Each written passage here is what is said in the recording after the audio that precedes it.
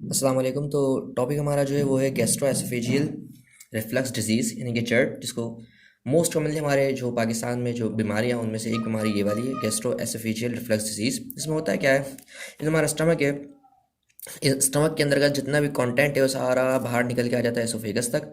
और एसोफेगस में आके, क्योंकि स्टमक का कंटेंट जो होता है वो सारा एसिडिक होता है, और ये जो हमारा ये स्टमक का जितना भी एसिडिक कॉन्टेक्ट है यहाँ पर आएगा, और ये हमारा जो एसोफेगस है इसकी म्यूकोजा को क्या करेगा, इंजर्ड करेगा, जिसकी वजह से पेन क्रिएट होगा, और जिसको हम हार्ट बर्निंग कहते हैं नॉर्मली। सो बेटा ये हमारी क्या है, गैस्ट्रोएसोफेजियल रिफ्लक्स डिजीज़, जिसके अंदर बेटा हमारा जो एसोफेजियल स्फिंक्टर्स होते हैं वो दो होते हैं। एक तो होता है ऊपर, जो कि कहाँ पर मौजूद होता है, माउथ और एसोफेगस के दरमियान में मौजूद है, उसे कहते हैं अपर एसोफेजियल स्फिंक्टर कहते हैं। और एक होता है लोअर, जो कि कहाँ पर होता है, स्टमक और ये जो इसोफेगस है इसके दरमियान हमारे पास क्या मौजूद होता है, ये एक और स्फिंक्टर। स्फिंक्टर का नाम क्या होता है, लोअर एसोफेजियल स्फिंक्टर, यानी कि LES, लोअर एसोफेजियल स्फिंक्टर। अगर ये क्या हो जाए, ख़राब हो जाए, ख़राब होने की वजह बहुत सारी हो सकती हैं, या तो वो जेनेटिकल है, और उसके अलावा कुछ रिस्क फैक्टर्स होते हैं जिसकी वजह से हमारा जो ये है लोअर एसोफेजियल स्फिंक्टर ख़राब हो जाता है। तो वो रिस्क फैक्टर्स क्या क्या होते हैं, तो पहला तो हमारा रिस्क फैक्टर क्या है बेटा, स्लाइडिंग हाइटल हर्निया। अभी जो हाइटल हर्निया है इसका मतलब क्या होता है बेटा, ये अगेन एक कंजेनाइटल डिफेक्ट है। हाइटल hernia is a congenital defect in the diaphragm. Diaphragm हमारा, अगर नॉर्मली डायफ्राम के अंदर एक हाइटस होता है, जिस हाइटस से क्या जाता है बेटा, एसोफेगस जाता है। एक हाइटस रखा होता है आयोटा के जाने के लिए, हाइटस मतलब ओपनिंग। डायफ्राम आपको पता है बीच में इस तरह से पड़ा हुआ मौजूद होता है, ऊपर साइड सारा चेस्ट कैविटी, नहीं सारी एब्डोमिनल है, बीच में क्या होते हैं, सुराख मौजूद होते हैं। कुछ एयोर्टा के जाने के लिए रास्ते रखे हैं, कुछ एसोफेगस के जाने के लिए रास्ते रखे हैं। इस तरह से जो हमारी इन्फीरियर वेना केवा जो नीचे से आती है उसके लिए भी यहाँ पर क्या रखा हुआ है, सुराख। तो वो सुराख क्या कहलाते हैं, हाइटस कहलाते हैं। ठीक है, अगर वो हाइटस क्या हो जाए बेटा, साइज़ में बड़ा हो जाए, अगर हाइटस क्या हो जाए, साइज़ में बड़ा हो जाए, तो ये पता होना चाहिए आपको कि एब्डोमेन का जो प्रेशर होता है, अगर वो ज़्यादा हो जाए, एब्डोमेन का प्रेशर क्या हो जाए अगर ज़्यादा, तो जो नीचे एब्डोमेन के ऑर्गन्स होंगे वो मूव करके कहाँ आएंगे, चेस्ट वॉल में आ जाएंगे। तो चेस्ट वॉल में आएंगे तो उसे हम क्या कहेंगे, ये हो गई herniation of the abdominal content, यानी एब्डोमेन के नीचे वाला जितना भी चीज़ें थी वो सारी हाइटल हर्निया से, यानी कि जो हाइटस था उससे गुजर के कहाँ पर आ गई हैं, चेस्ट कैविटीज़ के अंदर आ गई। इसे कहते हैं हर्निएशन। अब जो इस हर्निएशन की वजह से जो हमारा एसोफेगस का जो वॉल्व होता है, असल में जो एसोफेगल स्फिंक्टर है, वो ऐसे से याद रखेंगे, जो हाइटस होता है, हाइटस जैसे कि सपोज करें हाइटस है, और इसी के दरमियान क्या लगा हुआ, हमारा एसोफेगस रखा हुआ। एसोफेगस के अंदर क्या मौजूद है, एसोफेजियल स्फिंक्टर मौजूद है, स्मूथ मसल से बना हुआ होता है। एक तो वो क्या कर रहा होता है, क्लोजिंग कर रहा होता है किसकी, स्टमक की। और एक जो है ना बाहर से ही जो हाइटस है वो भी क्या कर रहा होता है, क्लोजिंग का काम कर रहा होता है किसकी, इस एसोफेगस गैस्ट्रो एसोफेजियल जंक्शन की। तो जो दो चीज़ें होती हैं जिसकी वजह से ये जो गैस्ट्रो एसोफेजियल जंक्शन है वो क्या रहता है, क्लोज रहता है। हाँ, ऊपर से अगर एसोफेगस से कोई फूड आ जाए, वो फूड क्या करता है, प्रेशर डालने की वजह से उसको क्या कर देता है, ओपन कर देता है। ये पेरिस्टालसिस हमारी मूवमेंट होती है वो इसको ओपन कर देती है, लेकिन नॉर्मली क्या होता है, ये क्लोज रहता है। अब हाइटल हर्निया में क्या होगा, हमारे पास जितने भी कंटेंट है वो सारे ऊपर आ जाएंगे। जब वो सारे कंटेंट ऊपर आ जाएंगे तो ये जो जो हमारा गैस्ट्रो एसोफेजियल जंक्शन था वो क्या आ जाएगा, ऊपर आ जाएगा, और इस पर सिर्फ और सिर्फ स्फिंक्टर की फोर्स रह जाएगी, बाहर से लगने वाली फोर्स जो किसकी थी, जो हमारा क्या था, डायफ्राम था, उस डायफ्राम की फोर्स नहीं लग पाएगी, जिसकी वजह से क्लोजिंग इनकम्प्लीट होगी, जिसकी वजह से हम कहेंगे कि जो एब्डोमिनल कंटेंट है वो कहाँ आ रहा होगा, ऊपर की साइड आ रहा होगा। पहली बात। डिलेड, अब अगला रिस्क फैक्टर हमारे पास क्या, डिलेड गैस्ट्रिक एम्पटीन। बेटा जितना देर तक फूड रहेगा इसके अंदर स्टमक में उतना ज़्यादा, क्योंकि जब भी फूड ज़्यादा रहेगा इसके अंदर स्टमक के अंदर, तो वो बार बार स्टमक के मसल्स क्या कर रहे होंगे, इसको क्रश कर रहे होंगे। क्रश करने की जब फोर्स लगेगी तो जो फूड है वो दो साइड पर जाएगा, एक तो लोअर साइड पे भी जाएगा, अपर साइड पे भी। जब अपर साइड पे जाएगा तो एसोफेजियल स्फिंक्टर पे क्या लगेगा, प्रेशर लगेगा, जिसकी वजह से वो बार बार क्या हो रहा होगा, अपवर्ड जा रहा होगा, जिसकी वजह से एक टाइम आएगा कि सारा का सारा वॉल्व क्या हो जाएगा, हमारा खराब हो जाएगा, एसोफेजियल स्फिंक्टर खराब हो जाएगा। नेक्स्ट बेटा क्या है, reduction in reparative capacity of mucosa. जो एसोफेगस है बेटा, अगर एसोफेगस की जो म्यूकोजा है उसकी रिपरेटिव पावर बहुत कम है, यानी कि रीजनरेशन की पावर बहुत है, रिपेयर होने की पावर क्या है, बहुत कम है। तो थोड़ा बहुत भी अगर कंटेंट ऊपर आता है तो क्या होगा, वो म्यूकोजा हमारा एसोफेगस से ख़राब हो रहा होगा और वो पेन ज़्यादा क्रिएट करेगा। तो अगर म्यूकोजा के अंदर रिपरेटिव पावर नहीं है तो भी हम कहेंगे कि ये जो जर्ड है वो सीवियर पेशेंट के अंदर नजर आएगी। नेक्स्ट हमारे पास क्या है बेटा, अब लोअर एसोफेजियल स्फिंक्टर की जो टोन है, यानी कि उसमें जो सख्ती मौजूद है, वो सख्ती किस वजह से डिक्रीज हो सकती है, उसके रीजन से ये, एक तो हाइपोथायराइडिज्म है, और क्या है बेटा, सीनेट डिप्रेशन। हाइपोथायराइडिज्म में बेटा याद रखना कि जो हमारे थायराइड हार्मोन्स होते हैं, तो thyroid hormones sympathetic nervous system को एक्टिवेट करते हैं। अगर सपोज करें हमारा थायराइड हार्मोन नहीं है, यानी कि हाइपोथायराइडिज्म है, तो हमारा सिंपैथेटिक नर्वस सिस्टम क्या हो जाएगा, वीक हो जाएगा। अगर हमारा सिंपैथेटिक नर्वस सिस्टम वीक हो जाएगा तो हमारा जो एसोफेगस का टोन होता है वो सिंपैथेटिक नर्वस सिस्टम की वजह से होता है। और इसकी जो रिलैक्समेंट होती है, जो रिलैक्स होता है, ये किसकी वजह से होता है, पैरासिम्पैथेटिक की वजह से रिलैक्स होता है। सिंपैथेटिक से क्या होता है, ये क्लोज होता है, और पैरासिम्पैथेटिक से क्या होता है, ये ओपन रहता है। ठीक है, तो अगर हाइपोथायराइडिज्म का पेशेंट है तो उसमें सिंपैथेटिक नर्वस सिस्टम क्या होगा, डीएक्टिवेट हो जाएगा, जिसकी वजह से ये हमारा जो एसोफेजियल वो जो स्फिंक्टर है ये क्या हो जाएगा, लूज हो जाएगा। लूज क्यों हो जाएगा, बिकॉज इसकी टोन कम हो जाएगी। टोन क्यों कम हुई है, बिकॉज सिंपैथेटिक नर्वस सिस्टम क्या हो गया है, डीएक्टिवेट हुआ है। सीएनएस डिप्रेशन है किसी के पेशेंट के, तो अगेन बेटा अगर सीएनएस डिप्रेशन है तो उसके न्यूरॉन्स वर्क नहीं करेंगे। अगर न्यूरॉन्स सही से वर्क नहीं करेंगे तो अगेन उसमें क्या होगा, oesophageal lower oesophageal tone decrease हो जाएगी। प्रेगनेंसी में बेटा प्रोजेस्टेरोन का इफेक्ट होता है। प्रोजेस्टेरोन क्या करवा देता है असल में, इस जो लोअर एसोफेजियल स्फिंक्टर है इसकी टोन को क्या करवा देता है, डिक्रीज करवा देता है। प्रेगनेंसी में भी गैस जर्ड होने के चांसेस बहुत ज़्यादा होते हैं। ठीक है, एंड पीपीआई हम वगैरह लगाते हैं, जो मेडिसिन लगाते हैं वो प्रेगनेंसी में सेफ लगाते हैं। ठीक है, अल्कोहल, अगेन अल्कोहल भी क्या करेगा बेटा, यही काम करेगा, लोअर एसोफेजियल टोन को क्या करेगा, डिक्रीज। मतलब ये सारे रिस्क फैक्टर्स है। तो हमने क्या पढ़ा बेटा, sliding, hydel hernia, delayed gastric emptying अगर हो रही है, यानी कि कोई रात में फूड खाता है तो वो चलेगा फिरेगा ज़्यादा नहीं, तो फूड जो है डाइजेस्ट काफ़ी देर तक रहेगा स्टमक के अंदर। तो लेट नाइट तक जो खाना खाने वाले शख्स हैं उनके लिए भी वो भी एक रिस्क फैक्टर है, किस चीज़ का, गैस्ट्रोएसोफेजियल रिफ्लक्स डिजीज़ के लिए। ठीक है, इसके अलावा जो चॉकलेट वगैरह ज़्यादा यूज़ करते हैं, इसके अलावा जो टोबैको ज़्यादा यूज़ करते हैं, और इसके अलावा हमारे पास जो कॉफ़ी ज़्यादा यूज़ करते हैं, उन सब लोगों के अंदर जो बीमारियाँ कॉमन है वो कौन सी वाली है, गैस्ट्रोएसोफेजियल रिफ्लक्स डिजीज़ है। ठीक है, तो ये कुछ क्या है हमारे पास रिस्क फैक्टर जिसकी वजह से गैस्ट्रोएसोफेजियल रिफ्लक्स डिजीज़ होती है। अच्छा, अगर आपसे कोई पूछे इसके सिम्टम्स क्या क्या आएंगे, तो सिम्टम्स सबसे पहला सिम्टम क्या आता है बेटा, हार्ट बर्निंग। पेशेंट आपके पास आएगा सबसे पहला सिम्टम लेकर क्या, हार्ट बर्निंग की। ठीक है, नेक्स्ट हमारे पास जो सिम्टम मौजूद होगा, अच्छा ये जो हार्ट बर्निंग है ये प्रोवोक कौन कौन सी चीज़ें करेंगी, मतलब ये हार्ट बर्निंग की सिचुएशन जो है, जो पेशेंट के पेन हो रहा होगा, हार्ट बर्न, वो बताएगा आकर कि मेरा दिल जल रहा है, तो उसकी जो कंडीशंस है किस वजह से बढ़ जाएंगी और किस वजह से कम होंगी है। तो पहली बात है, अगर कोई पेशेंट क्या है, कौन सी पोजीशन में है, सुपाइन पोजीशन के अंदर, यानी लेटा हुआ है। अगर वो लेटा हुआ है तो उसका जो कंटेंट है सारा, सबको सपोज करें कोई लेटा हुआ शख्स है तो उसका सारा एब्डोमिनल कंटेंट, क्योंकि ग्रेविटी की वजह से आप क्या हो जाओगे, एब्डोमेन और आपका माउथ क्या आ जाएगा, एक ही सीक्वेंस में आ जाएगा। तो ग्रेविटी नॉर्मली नीचे खींच रही होती है, तो अब आपका जो माउथ है उस पर क्या जा रहा होगा, खाना ज़्यादा जा रहा होगा। तो इसे याद रखें, जैसे ही कि जैसे आप लेट जाएंगे तो सारा कंटेंट का आना शुरू हो जाएगा, एसोफेगस में आना शुरू हो जाएगा, और एसोफेगस से वही रिफ्लक्स बनेगा फिर। तो जितनी भी चीज़ें हार्ट बर्निंग है वो कौन कौन बढ़ाती हैं, पहली चीज़ क्या बताई मैंने, एक तो ये, दूसरा क्या है बेटा, बेंडिंग, बैक साइड अगर कोई बेंडिंग ज़्यादा करता है, बैक साइड बेंडिंग अगर कोई ज़्यादा करता है। इसके अलावा बेटा नेक्स्ट है,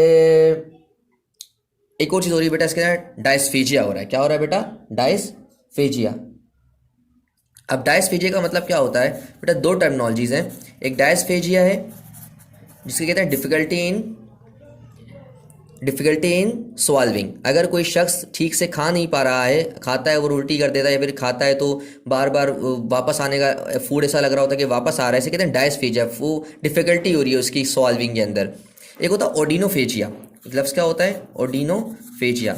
अब जो ओडिनोफेजिया होता है इसका मतलब क्या होता है, ओडिनोफेजिया का मतलब होता है कि कोई शख्स जब कुछ खाता पीता है तो उसके पेन हो जाता है खाने पीने में। तो odynophagia is the pain in the gastroesophageal area, and dysphagia का मतलब क्या होगा, डिफ़िकल्टी हो रही है उसे खाने में। तो ये डायस्फेजिया होगा बेटा इसके अंदर, ओडिनोफेजिया नहीं होगा। क्या होगा बेटा इसमें, डायस्फेजिया। तो पेपर में याद रखना कि हार्ट बर्निंग से आए कोई पेशेंट, डायस्फेजिया से कोई पेशेंट आए, और एक और चीज़ सिम्टम लेके आ रहा होगा वाटर ब्रेश की।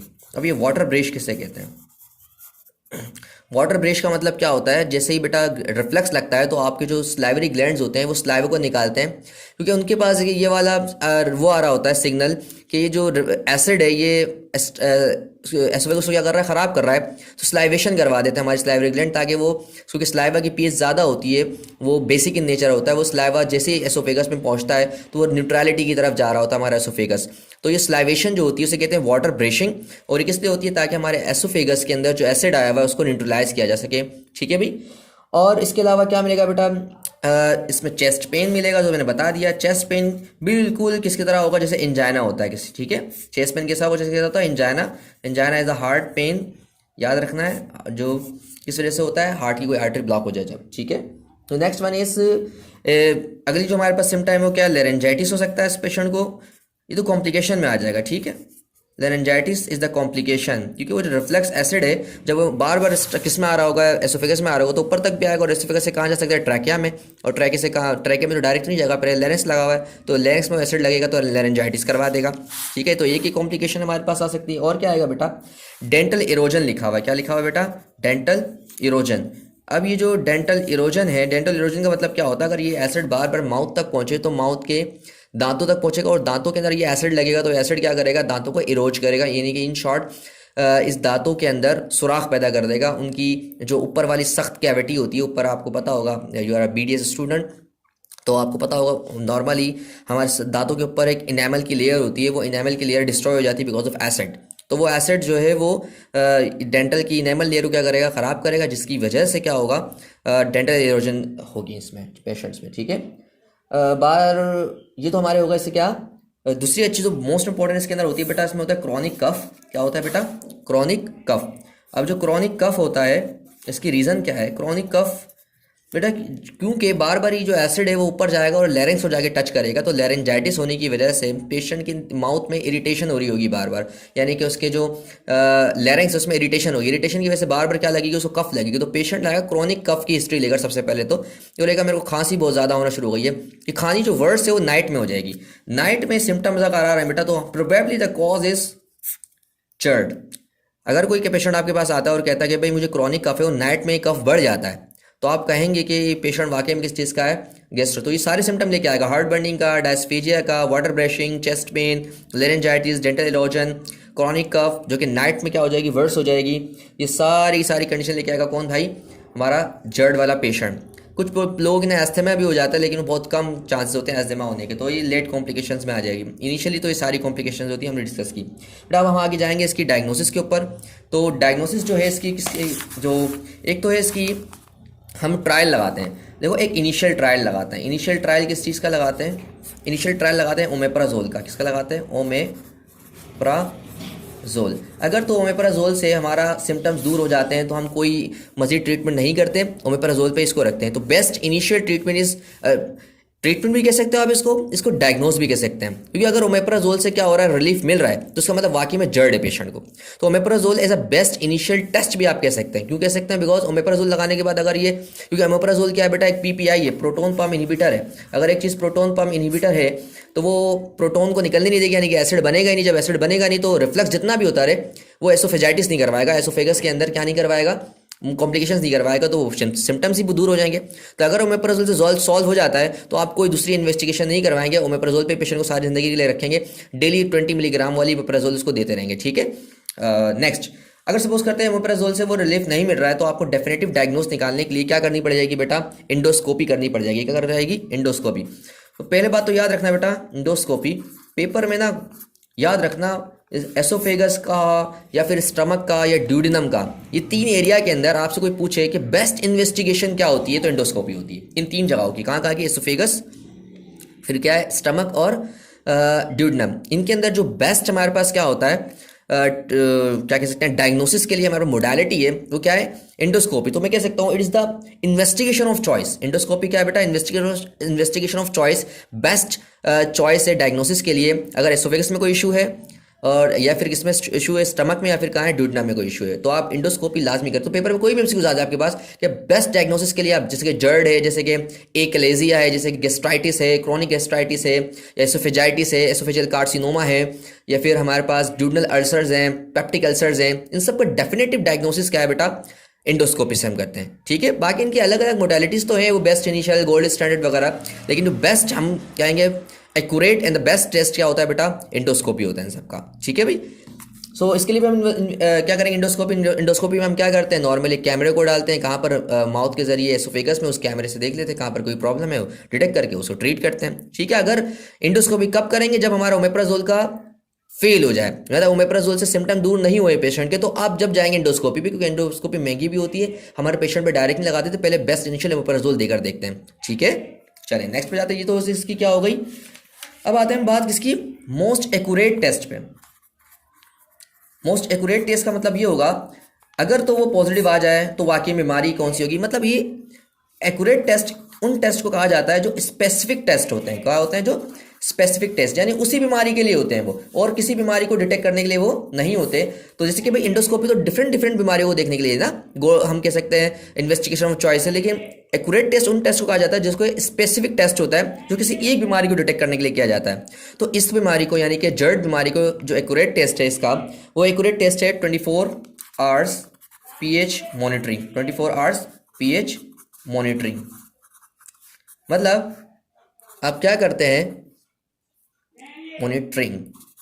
इस पेशेंट का जब कभी भी जर्ड रिफ्लेक्स आता है, जब कभी आता है रिफ्लेक्स आता है, तो वो जो उसके कंटेंट आ रहे होते हैं, हम क्या करते हैं, इसकी 24 आवर्स पीएच चेक कर रहे होते हैं उस कंटेंट की, यानी कि इसके बार बार क्या करते हैं, उसका कंटेंट एस्पायरेट करते हैं। कहाँ से, एसोफेगस से, लोअर एसोफेगस से, और उसको हम बार बार उसके देख रहे होते हैं कि उस कंटेंट के अंदर एसिडिटी है या नहीं है। तो अगर तो 24 आवर पीएच मॉनिटरिंग हमने देखा और वो वाकई में पॉजिटिव आ रहा है कि बार बार पीएच क्या आ रही है, कम आ रही है कंटेंट की, तो आप कह देंगे कि भाई वाकई में जर्ड का पेशेंट है। किसका पेशेंट है, जर्ड का। तो ये जो हमारे पास है एक्यूरेट, मोस्ट एक्यूरेट, पेपर में अगर एमसीक्यूज आ जाए जर्ड का मोस्ट एक्यूरेट टेस्ट क्या है, स्पेसिफिक टेस्ट क्या है, तो आप बोलेंगे 24 आवर्स पीएच मॉनिटरिंग, ये आप करेंगे। और इस पे अगर ये पॉजिटिव आ गया तो इसका मतलब वाकई में जर्ड है इसको। ठीक है, तो बेस्ट इनिशियल आप ओमेप्राजोल लगा के देखते हैं। अगर ओमेप्राजोल लग गई, ठीक है, तो फिर आप सारी जिंदगी उसी पे चलाएंगे, ना इंडोस्कोपी करेंगे, ना आप 24 आवर पीएच मॉनिटरिंग करेंगे। हाँ, सपोज करें अगर किसी पेशेंट को ओमेप्राजोल से रिलीफ नहीं मिलता, आप इंडोस्कोपी पे जाएंगे। ठीक है, और इंडोस्कोपी से भी अगर आपको कुछ नहीं मिलता है, सपोज करें आपने पूरी देख ली, इंडोस्कोपी में भी आपको एसोफेजियल स्फिंक्टर के वगैरह, टोन वगैरह और जो एसोफेजाइटिस से कुछ नहीं मिला, तो आप मोस्ट एक्यूरेट टेस्ट आखिरी कौन सा करते हैं बेटा, इसको डेफिनेटिव टेस्ट भी आप कह सकते हैं। Most accurate test, definitive test, specific test कौन सा है, 24 आवर्स पीएच मॉनिटरिंग। ये कब करेंगे, जब इंडोस्कोपी भी फेल हो जाए बताने में कि भाई कौन सी बीमारी है। ठीक है भाई, तो ये हमारा हो गया। अब हमारे पास नेक्स्ट हमारे पास ट्रीटमेंट क्या करेंगे, क्या करेंगे अब इसके हम ट्रीटमेंट। जी बेटा, ट्रीटमेंट में इसके सबसे पहले इंपॉर्टेंट तो क्या है, लाइफस्टाइल मॉडिफिकेशंस करेंगे। इसको कहेंगे भाई आप क्या करें, अपना वेट लूज करें सबसे पहले तो, और लेट नाइट मील ना खाएं। मैंने पहले बताया था लेट नाइट मील जो भी खाएगा उसकी गैस्ट्रिक एम्प्टिंग लेट होगी। गैस्ट्रिक एम्प्टिंग लेट होगी, एम्प्टिंग मतलब खाना डूडनम में लेट जाएगा, तो वो स्टमक पड़ा रहेगा। जब स्टमक में पड़ा रहेगा तो वो बैकवर्ड पे जाएगा, और बैकवर्ड जाएगा तो क्या करेगा, गैस्ट्रोएसोफेजियल रिफ्लक्स डिजीज करवाएगा। ठीक है, तो ट्रीटमेंट में आप लाइफस्टाइल मॉडिफिकेशन में क्या करवाएंगे, वेट लूज करवाएं उसको। दूसरी बात, उसको कहें कि आप जो सोते हैं तो मुकम्मल सुपाइन ना सोएं, अपने जो बेड है उस पर जो पिल्लू है वो ऐसा रखें, जो आपके बॉडी को कैसे रखें, इस एंगल पे रखें, यानी कि 45 डिग्री पे रखें, इस तरह से। अगर कोई सो रहा है तो उसके ये ऐसे ना हो, वो कैसा पेशेंट हो, इस तरह से हो, ताकि रिफ्लक्स से बचाया जा सके। उसकी अगर ये कंडीशन रहेगी तो रिफ्लक्स ऊपर आ नहीं पाएगा। ठीक है, तो उसकी कंडीशन आप देखेंगे, हेड उसका क्या रखेंगे, एलिवेट रखेंगे 45 डिग्री पे। इसको पेशेंट को बोलेंगे आप क्या करें, सोएं, ताकि आप ऐसा लगाएं। ठीक है, नेक्स्ट। और अच्छा, अब हम आते हैं ट्रीटमेंट की चॉइस पे। तो पहली बात तो अगर सपोज करें इस लाइफ स्टाइल मॉडिफिकेशन से तो कोई इतना रिलीफ मिलता है नहीं, हम किस पे जाते हैं, डायरेक्ट किसी मेडिसिन पे जाते हैं। ठीक है, वो देखते हैं आप क्या क्या लगाएंगे। ठीक है, ये बेटा स्टार्ट करेंगे इसकी ट्रीटमेंट। तो ट्रीटमेंट कहाँ से स्टार्ट करेंगे इसकी, पहले तो उसमें वही, अगर डायग्नोस हो गया रिफ्लक्स डिजीज़ है तो आप उस पर लगाओगे, आप पीपीआई लगाओगे, प्रोटोन पंप इनहिबिटर लगाओ। इसमें ओमेप्राजोल, एजिमेप्राजोल, लेंजाप्राजोल, पेंटाप्राजोल और भी जितनी भी क्लासेस है सारी लगा के आप देख लेंगे इनिशियली। अगर ये सारी लगाने के बावजूद, मतलब पहले आपने ओमेप्राजोल लगाई, उससे रिलीफ नहीं मिला, आपने एजिमेप्राजोल लगा दी, लेंजाप्राजोल लगा दी और पेंटाप्राजोल लगा दी, अगर ये इस तरह से आप सीक्वेंस लगाते गए और किसी से भी रिलीफ नहीं आ रहा, मतलब सिम्टम में रिलीफ नहीं आ रहा, तो आप दोबारा से क्या करते हैं, 24 पीएच मॉनिटरिंग करते हैं। अगर 24 आवर्स पीएच मॉनिटरिंग दोबारा से आप करते हैं और उसमें फिर से ये आ जाता है कि भाई एसिडिटी अभी भी है, हालांकि आपने पीपीआई लगा दिया तब भी एसिडिटी है, तो आप इसकी बेटा सर्जरी करते हैं। सर्जरी का नाम है फन डुप्लीकेशन। क्या नाम है, फन डुप्लीकेशन। अब फन डुप्लीकेशन के अंदर क्या करते हैं बेटा, जैसे कि सपोज करें ये हमारा क्या है, एसोफेगस है और ये एसोफेगस का लोअर स्फिंक्टर है, तो पीछे आपके क्या होता है, स्टमक का फंडस होता है। ये हमारे पास क्या है, एसोफेगस, इसी के यहाँ पर क्या होगा आपका फंडस, और नीचे की साइड क्या होती है, बॉडी, फिर क्या होता है पाइलोरस। इस तरह से बीमार इसमें देखें तो आपका क्या है, एसोफेगस, फिर ये क्या है नीचे बॉडी, और ये ऊपर थोड़ा सा पार्ट नजर आ रहा होगा उसे क्या कहते हैं, फंडस। अब क्या करते हैं, इस फंडस को घुमाते हैं। ये आपका जो ऊपर की साइड क्या था, फंडस था ना, इससे क्या आपका ये ऊपर क्या फंडस, फंडस को क्या करते हैं आप उसके दोनों पार्ट को पीछे से खींचते हैं और आगे लाकर उसको जोड़ देते हैं, यानी कि ये आपका एसोफेगस है, पीछे से फंडस को लाएंगे और फंडस को लाकर आगे क्या कर देंगे, ज्वाइन कर देंगे। तो इस तरह से ज्वाइनिंग होने की वजह से तो फंडस क्या करेगा, उस एसोफेजियस वॉल वाली जगह को क्या करेगा, कंप्रेस कर देगा, क्योंकि पीछे से आप लाए, किसको लाए, फंडस को, और फंडस को आप लाकर आगे जाकर आपने क्या कर स्विचर कर दिया। ये स्विचर करने के बाद होगा कि ये जो फंडस है पूरा क्या करेगा, कंप्रेस करेगा, बीच में क्या था एसोफेगस को कंप्रेस करेगा। तो एसोफेजियल स्फिंक्टर वाली जो जगह थी उस जगह को कंप्रेस कर देगा, कंप्रेस कर देगा, थोड़ी सी वो जगह क्या हो जाएगी, नेरो हो जाएगी। तो वाल्व जो वीक हो गए थे उनको थोड़ी सी क्या मिलेगी, स्ट्रेंथ मिलेगी। क्यों मिलेगी स्ट्रेंथ, बिकॉज थोड़ा करीब करीब आ जाएंगे ना। तो पहले तो दूर दूर हो गए थे, अब करीब करीब क्यों आ गए, बिकॉज हमने इसको कंप्रेस करवा दिया इस फंडस से। तो उसको कहते हैं फंड डुप्लीकेशन। ये फंडस को आप क्या करते हैं, डुप्लीकेट करते हैं असल में, पीछे से लाकर इसको आगे जाके जोड़ देते हैं। फंड डुप्लीकेशन से सर्जरी है, अगर क्या आ जाए बेटा, पीपीआई आपने लगाया, उसे ट्रीटमेंट नहीं सही हुआ, आपने पीएच मॉनिटरिंग की 24 आवर्स, अगर वो भी पॉजिटिव आ गई है तो आप क्या करेंगे, फंड डुप्लीकेशन। सपोज करें पीपीआई लगाया आपने और उससे सिम्टम्स से रिलीफ नहीं आ रहा, लेकिन आपने 24 आवर्स पीएच मॉनिटरिंग की और उसके अंदर तो क्या आया भाई कि नेगेटिव आ गया, इसका मतलब पीपीआई काम कर रहा था। अगर मैं बात करूँ नेगेटिव की, नेगेटिव मतलब कि 24 आवर्स पीएच मॉनिटरिंग किया आपने, तो वो पीएच कितना है, 7.4 से ज़्यादा आ गया, यानी कि एसिडिटी नहीं शो हो रही थी। तो उसका मतलब ये था कि आपका पीपीआई काम कर रहा है, पीपीआई काम कर रहा है, लेकिन पेशेंट को ऐसा लग रहा है कि मुझे सिम्टम से रिलीफ नहीं मिल रहा, तो आप उसको सारी वो दवाएं लगाते हैं जो एंटी डिप्रेसेंट्स होती हैं। मतलब पेशेंट में भी डिप्रेस्ड है, इस वजह से क्या हो रहा है, उसको फील ज़्यादा हो रहा है चीज़ें, तो आप उसको क्या लगाते हैं, एंटी डिप्रेसेंट्स ड्रग लगाते हैं। इसमें हमारा मशहूर ज़माना क्या है, TCI tricyclic anti depressants, tricyclic anti depressants लगाते हैं हम इसमें, TCA। तो ट्राईसाइक्लिक एंटी डिप्रेसेंट्स जो हमारी वो क्या है, एंटी डिप्रेसेंट ड्रग्स हैं जो डिप्रेशन को ख़त्म करती हैं। एक बार SSRI से कहते हैं सीरोटोनिन रीअपटेक इनहिबिटर, क्या कहते हैं, सीरोटोनिन रीअपटेक इनहिबिटर्स। तो जो हमारे पास ये सीरोटोनिन रीअपटेक इनहिबिटर्स होती हैं, ये भी क्या है, हमारे पास एंटी डिप्रेसेंट ड्रग्स हैं जो कि सीरोटोनिन के लेवल बॉडी में बढ़ाती हैं। तो इस सेरोटोनिन के लेवल जब बॉडी में बढ़ेगा तो वो पेशेंट फील कम करेगा दर्द वगैरह को, चीज़ों को, ठीक है। ये हमारा डेफिनेटिव ट्रीटमेंट था। बट आप इसके आते हैं कॉम्प्लिकेशंस पे। तो पहली बात तो जो कॉम्प्लिकेशन उसमें सबसे मेन कॉम्प्लिकेशन पेपर में एमसीक्यू आता है, मोस्ट कॉमन कॉम्प्लिकेशन, ये पेपर में एमसीक्यू आता है भाई। तो मोस्ट कॉमन कॉम्प्लिकेशन जो है वो एसोफेजाइटिस है। क्या है बेटा वो, oesophagitis is the most common cause of most common complication of GERD gastroesophageal reflux disease की जो मोस्ट कॉमन हमारे पास क्या है कॉम्प्लिकेशन, वो एसोफेजाइटिस है। उसके अलावा और आप याद रख लें बीरेट एसोफेगस है। अब बीरेट एसोफेगस हमारा नेक्स्ट टॉपिक हम उसको पढ़ेंगे। बीरेट एसोफेगस है, ये क्या होता है हम नेक्स्ट में पढ़ेंगे इसको। एसोफेगस आयरन डेफिशिएंसी एनीमिया है, और कौन सी हमारे पास बिनाइन एसोफेजियल स्ट्रक्चर्स हैं, गैस्ट्रिक वाल्वुलस है, ये जितनी भी हमारे पास है वो तो लेस कॉम्प्लिकेटेड है। क्या एसोफेजाइटिस है। आप 3 कॉम्प्लिकेशन लाजमी याद रखना, किसी को वाइवा में भी काम आता है, ये वाइवा में पूछा जाने वाला अच्छा टॉपिक है जर्ड, जो वाइवा में अच्छा खासा पूछा जाता है, ठीक है, क्योंकि इससे पेशेंट ज़्यादा है ना, तो सिम्टम वाले पेशेंट मिल जाते हैं। तो जर्ड आपकी कॉम्प्लिकेशन क्या है, मोस्ट कॉमन कॉम्प्लिकेशन था एसोफेजाइटिस, देन आप बता आयरन डेफिशिएंसी एनीमिया बता दें उसको, बीरेट एसोफेगस बता दें, ब्राइन स्ट्रक्चर्स बता दें, बस इतना, ठीक है। तो ये हमारा था पूरा। अगर कोई सवाल इसमें हो तो आप मुझसे पूछ लीजिएगा। अल्लाह हाफिज़।